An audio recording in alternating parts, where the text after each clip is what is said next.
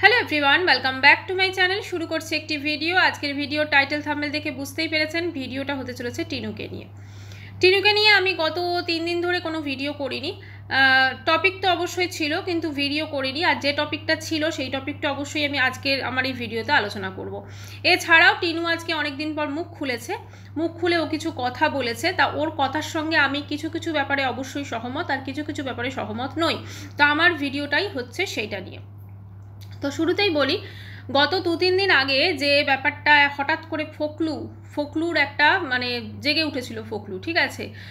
তো সেইখানে ফোকলু বেশ কিছু ব্যাংকের স্টেটমেন্ট না, ব্যাংকের ও যে টাকাটা পাঠিয়েছে টিনুকে, সেইটা কিন্তু ও প্রমাণ দিয়েছিল যে আমি টিনুকে এই টাকা পাঠিয়েছি। কারণ টিনু তার আগে বলেছিল যে ফোকলা ওর থেকে অনেক টাকা মানে নস্যাৎ করেছে আর কি ওর।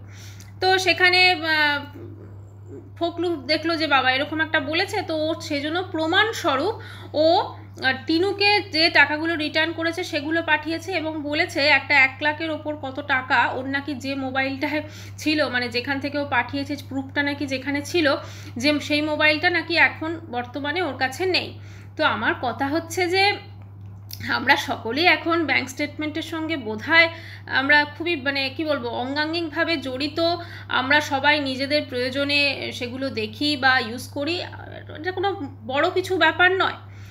যে কোনো ব্যাংকের, সেটা প্রাইভেট ব্যাংক হোক বা গভর্নমেন্ট ব্যাংক হোক, একটা যে অ্যাপস থাকে সেই ব্যাংকের অ্যাপসে গিয়েই কিন্তু আমরা যদি স্টেটমেন্ট একদম এত থেকে এত আমরা সার্চ করি, সেটা কিন্তু অটোমেটিক্যালি সেটা চলে আসে যে আমরা কোন কোন দিন কোন কোন খাতে আমাদের কতটা ডেবিট হয়েছে, কতটা ক্রেডিট হয়েছে, সমস্ত কিন্তু আমাদের সেখানে ডিটেল থাকে। তাহলে ফোকলুর আমার তো মনে হয় প্রমাণস্বরূপ কিন্তু সেই ব্যাংকের স্টেটমেন্টটাই কিন্তু দেওয়া উচিত, যাতে মানুষজনের কিন্তু বুঝতে সুবিধা হয় যে হ্যাঁ সত্যিই ফোকলু টিনুকে টাকাটা ফেরত দিয়েছে। দেখুন, আমি আগেও বলেছি এই ফোকলু আমার যেটা মনে হয় আস্ত একটা হনুমান। একটা বাড়ির বউকে বের করেছে এবং সে তার সন্তান ছেড়ে সংসার ছেড়ে চলে গেছে এবং আজ তার কি পরিণতি সেটা কিন্তু আমরা দেখতে পাচ্ছি। এবারে কথা হচ্ছে যে আজকে টিনু ভিডিওটা দিয়েছে যে ও বেশ কিছু কথা বলল যে ওকে নিয়ে যে সমস্ত ভিডিও হচ্ছে কন্ট্রোভার্সি ভিডিও, সেখানে ওকে ওর পাস্টকে টেনে আনা হচ্ছে, ওর পাস্ট নিয়ে বিভিন্ন কথা হচ্ছে, এই জিনিসপত্র বলেছে। এখন কথা হচ্ছে টিনু এখন যেটা বলছে ও নতুনভাবে জীবন শুরু করছে। নতুনভাবে জীবন মানে ও সমস্ত কিছু পুরনো যা কিছু সেগুলো সব ভুলে ও নতুন জীবনের দিকে এগিয়ে যাচ্ছে বা ওর নিজেকে নিয়ে ভালো থাকার চেষ্টা করছে। খুব ভালো কথা। কিন্তু এই যে নতুন জীবনের শুরুটা করছে, এটা কি ও সত্যের সাথে করছে? কেন বললাম এই কথাটা? ও যে আজকে যেখানে থাকছে, প্রথম কথা সেটা দিল্লি না হিল্লি না কোনো কিছু, সেটা কিন্তু বাইরের সেভাবে আমাদের দেখায়নি, ঠিক আছে, এটা একটা। তারপরে হলো যে ও যেটা বলছে ওই যে ঠাম্মি দাদু মানে ওখানকার প্লাস কাকু, এরা কারা সেটা কিন্তু ডিটেলে ও কিন্তু কখনোই একদম তারা কি বা তাদের সঙ্গে কী সম্পর্ক সেটা বলেনি। আজকের ভিডিওতেও ও বলেছে যে আমরা এখানে ঘুরতে এসেছিলাম আমি এবং ঠাম্মি, এবং ঘুরতে এসে আমাদের এই জায়গাটা ভালো লেগে গেছে, সেই জন্য আমি এখানে থাকার, ওয়েস্ট বেঙ্গল ছেড়ে আমি এখানে থাকার জন্য আমি ঠিক করেছি। কিন্তু কথা হচ্ছে যে কেউ হঠাৎ করে ঘুরতে চলে গেল, তার জায়গাটা ভালো লাগলো আর সেখানে থাকার সে স্থির করে ফেললো। হঠাৎ করে একটা অচেনা জায়গায় সে ঘুরতে গেল, ঠিক আছে, হ্যাঁ সেটা ঠাম্মির সঙ্গেই গেছে। এখন দেখুন, খুব সত্যি কথা, আমরা এর আগেও জানতাম যে ও ঠাম্মি কোনো একটি জায়গায় বাইরে কাজ করে, এবং সেটা কি কাজ করে এখন কিন্তু আমরা বুঝতে পারছি, উনি রান্না বান্না এই সংক্রান্ত কাজ করেন, যেটা কাজ দেখে কিন্তু বোঝা গেছে। এটাতে খারাপ কিছুই নেই, কারণ বাইরের ওরকম জায়গায় থাকা, সেখানে যদি কাজের সুযোগ পাওয়া যায়, সেটা যে কোনো কাজ সেটা করতে কোনো অসুবিধা নেই। কিন্তু টিনু এখানেও কিন্তু প্রচুর জিনিস, প্রচুর তথ্য কিন্তু গোপন করেছে। আজকে টিনু যেটা বললো যে আমার পার্সোনাল লাইফ বলেও কিছু থাকে, ও সেদিনকে কোথায় বেরিয়েছিল যেহেতু সেটা ভিডিওতে দেখায়নি, আমার পার্সোনাল লাইফ বলেও কিছু আছে, আমি সব কিছু দেখানোর দেখানো প্রয়োজন বোধ করি না। কিন্তু এইটা তো বলার দরকার ছিল যে ও ওখানে যে আছে, এই যে ঠাম্মি, দাদু বা কাকু, এদের সঙ্গে এক্স্যাক্টলি ওর কী সম্পর্ক বা কী সূত্র ধরে আছে সেটা কিন্তু বলেনি। একদম প্রথমে ওরা বলেছিল পিসির কথা, পিসির ফ্যামিলি সম্পর্কে বেশ কিছু বুঝিয়েছিল, যেটা সত্যি কথা বলতে কি অর্ধেক কানে ঢুকেছিল আর অর্ধেক পুরো মাথা দিয়ে বেরিয়ে গেছিলো, ঠিক আছে, কারণ সেই এত জোরালো সম্পর্ক আমরা কেউই সেটা বুঝতে পারিনি। এখন কথা হচ্ছে টিনু যে ওয়েস্ট বেঙ্গল ছেড়ে ওখানে আছে সেটা অবশ্যই ওর জন্য মঙ্গল।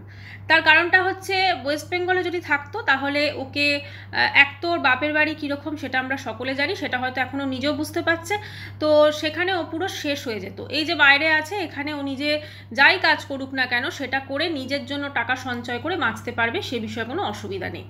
এবারে কথা ও ছেলেকে নিয়ে যে কথাটা বললো, যে যেটা আমিও ভিডিওতে অনেকবারই বলেছি যে কীরকম মা যে ছেলেকে ছেড়ে কীভাবে থাকে বা কীরকম কিছু, কি করে এটা পসিবল, কারণ সন্তানকে ছেড়ে এভাবে থাকা। আজকে যে কথাটাও বললো যে ছেলেকে নেওয়ার জন্য নাকি প্রচুর ডেট পড়েছে, সেই ডেটে কিন্তু ফোনদীপ নাকি ওখানে পৌঁছয়নি।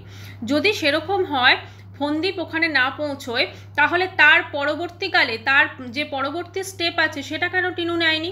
আসলে সত্যি কথা ওর ছেলেকে নেওয়ার কোনো ইচ্ছাই ছিল না, সেটা ও মানুক আর না মানুক। যদি কোনো মা, ইন্ডিয়ান যে সমস্ত ল রয়েছে তাতে যদি কোনো মা তার সন্তানকে কাছে পেতে চায়, সে ওখান থেকে ছেড়ে আসার পর দ্বিতীয় দিনই তার সন্তানকে কাছে পেয়ে যাবে। আমরা দেখেছি সে যখন মাল রিকভারি করতে গেছে সেখানেও সে সন্তানকে সেভাবে কিন্তু, মানে আমি যদি এটা ধরেও নিই যে সন্তানকে ওরা লুকিয়ে রেখেছে, ফোনদীপ ওর ফ্যামিলির লোক লুকিয়ে রেখেছে, পুলিশ ফোর্স ছিল, তারা হেল্প করতো সন্তানটাকে টিনুকে দেওয়ার জন্য। ওর যদি সন্তানকে পাওয়ার ইচ্ছা থাকতো না, তাহলে ওর সন্তান আজকে ওর সাথে হতো, এটা কিন্তু খুব সত্যি কথা। ও যেটা আজকে বলছে আমি সব কিছু ছেড়ে দিয়েছি, আমি আমার সন্তান ছেড়ে দিয়েছি, আমি সব কিছু ছেড়ে দিয়েছি, আমি নিজে ভালো থাকতে চাইছি। তাহলে এই যে ব্যাপারটা যদি কোনো মা এরকম ধরনের সোশ্যাল মিডিয়ায় বসে বলে যে আমি আমার সন্তান ছেড়ে দিয়েছি, আমি সব কিছু ছেড়ে দিয়েছি, আমি নিজে ভালো থাকতে চাইছি, তার মানে তো আমাদের যা কনসেপ্ট, আমাদের যা ইচ্ছা, বলবে তুমি সেলফিশ, তাই না, তুমি স্বার্থপর মা, তুমি কীরকম টাইপের মা, সেটা তো মানুষ বলবে।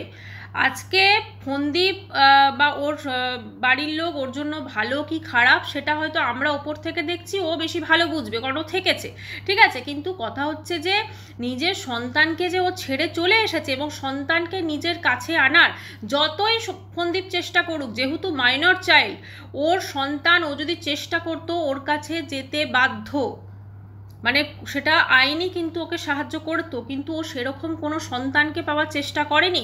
ওখান থেকে বেরিয়ে গিয়ে দ্বিতীয় বিয়ে করেছে এই হনুমান ফকরুটার সঙ্গে, এমনি নর্মাল ম্যারেজ করেছে মন্দিরে গিয়ে, সেটা তো আমরা সব কিছু দেখেছি। আজকে ও বলছে যে আমাকে নিয়ে কেন এত কন্ট্রোভার্সি হচ্ছে, কেন এত সমালোচনা হচ্ছে, আর কোনো ব্লগার নেই ওয়েস্ট বেঙ্গলে, কিন্তু ও যে কাজটা করেছে সেটা তো আর 5টা ব্লগাররা করছে না, ওর কাজটা তো পুরো অন্য লেভেলে চলে গেছে না। আজকে একটা হাউসওয়াইফ, তুমি অলরেডি ব্লগিং করতে, ওর হাজব্যান্ডের চ্যানেলের সঙ্গে তো জড়িত ছিল, সেখানে ওর সমস্ত ব্লগিং করতো, তাহলে ওর সেটা অবশ্যই ভাবা উচিত ছিল যে আমি যদি বেরিয়ে গিয়ে এরকম একটা স্টেপ নিই, আমাকে নিয়েও কিন্তু প্রচুর সমালোচনা হবে। আর ওরা আরও বেশি নোন ফেস, তার কারণ হচ্ছে সৌমালি হচ্ছে ওর ননদ, এটাই হচ্ছে মেন কারণ।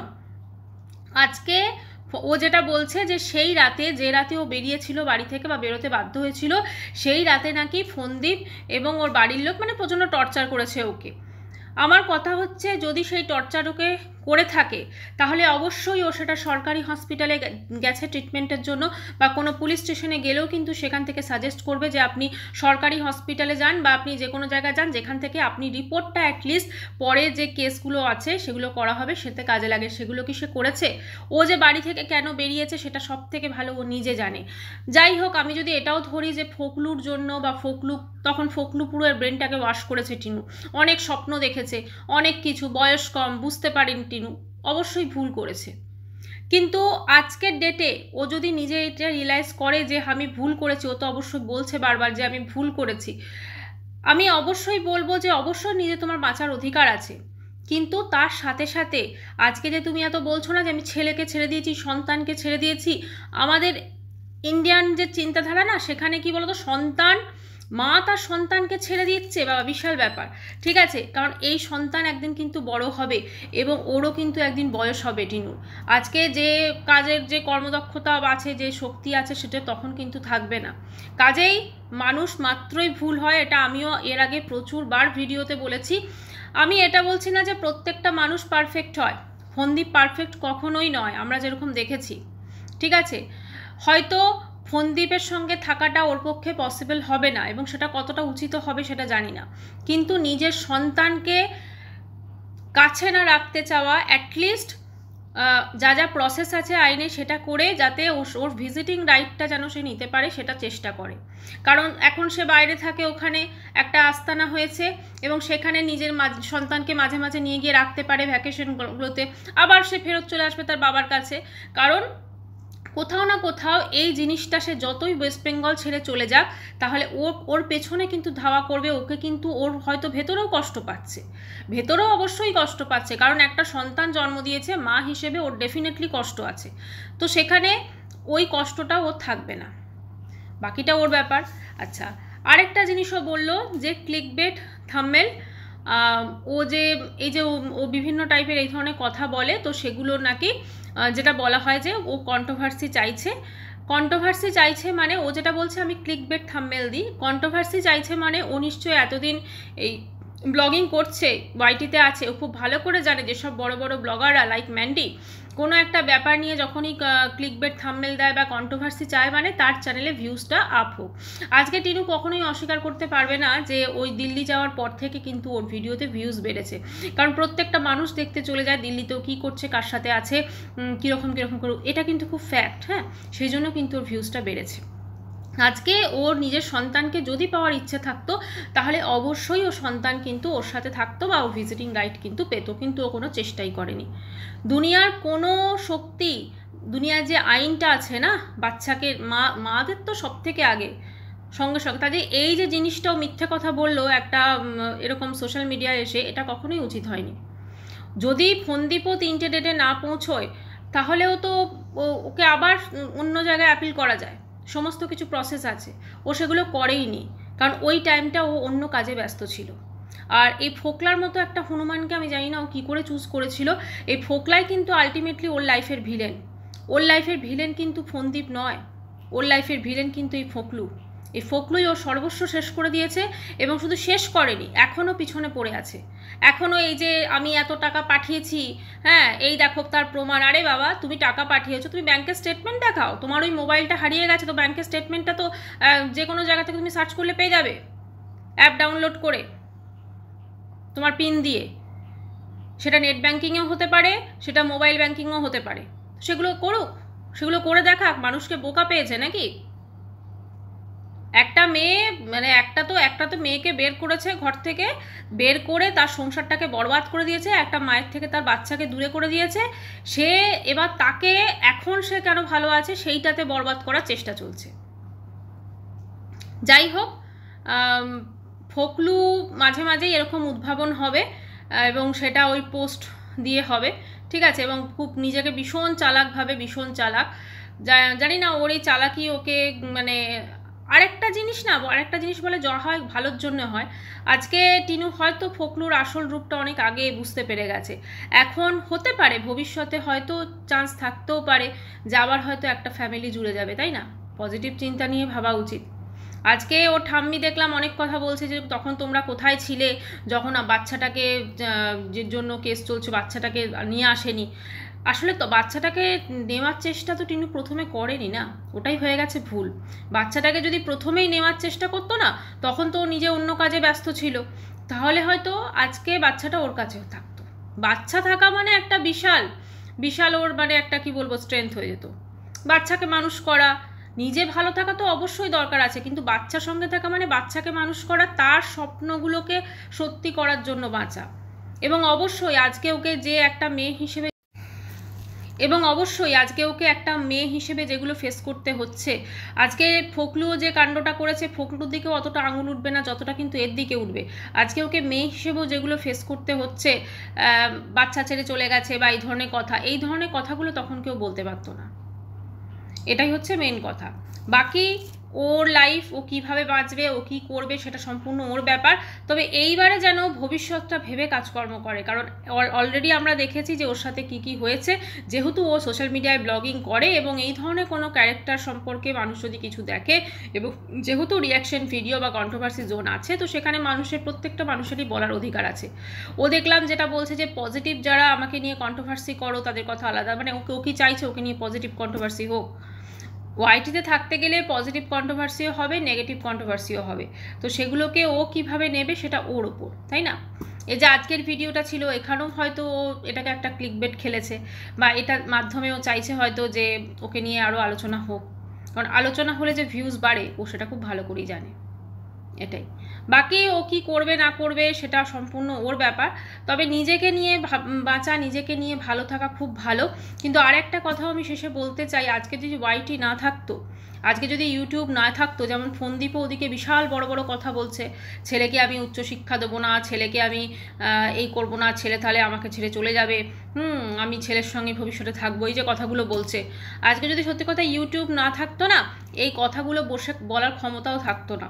আর টিনুও যেটা করেছে, তারপর টিনুকেও অন্য কোনো কাজের সন্ধান করতে হতো, মানে কি বলবো, তখন তো অবশ্য না কাউকে কৈফিয়ত দেওয়ার কোনো প্রয়োজন ছিল না, কাজের সন্ধান করতে হতো, ফোনদীপকেও তাই।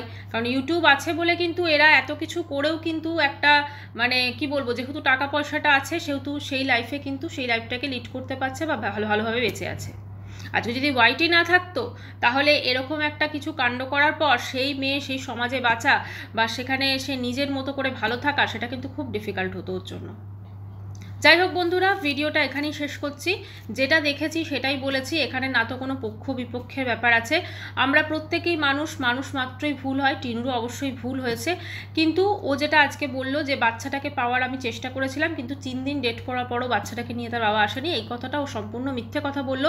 কারণ ওর বাচ্চাটাকে সত্যি কথা পাওয়ার কোনো ইচ্ছাই ছিল না। যদি ইচ্ছা থাকতো বাচ্চাটাকে পাওয়ার, তাহলে বাচ্চা কিন্তু অবশ্যই তার সঙ্গে থাকতো বা ভিজিটিং রাইট কিন্তু আজকেও পেত।